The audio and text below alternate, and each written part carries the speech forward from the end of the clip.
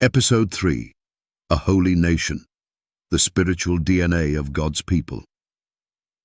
In 1 Peter 2:9, the Apostle writes to Gentile believers calling them a chosen generation, a royal priesthood, an holy nation, a peculiar people. These words were originally spoken to Israel in Exodus 19:5-6.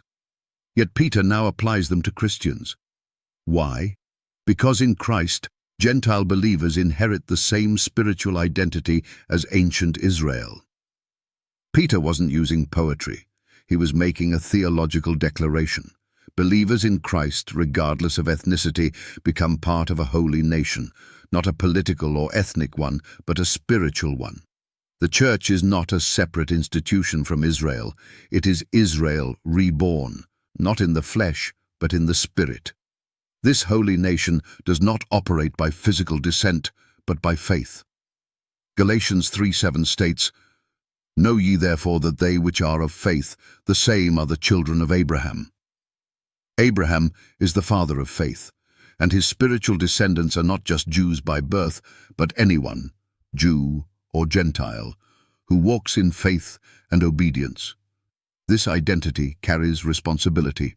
God's chosen people were called to reflect His character, keep His commandments, and represent His kingdom to the world.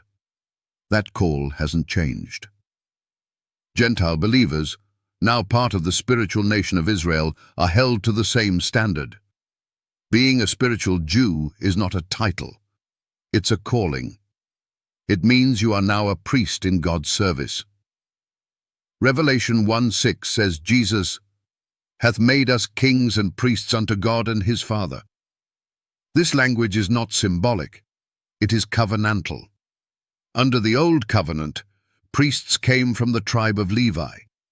Under the New, priests are those who are washed in the blood of the Lamb and walk in covenant faithfulness. So what does this priesthood look like? It's a life marked by obedience, service, intercession, and holiness. The 10 Commandments become more than rules. They become the family code. As priests, we honor the Sabbath, revere God's name, avoid idols, respect life, preserve marriage, speak truth, and reject covetousness. This is what it means to bear the name of God. Gentile Christians who say, "We're not under the law," misunderstand their own identity. Spiritual Jews don't ignore God's commandments. They delight in them. Psalm 119:97 says, "Oh, how love I thy law!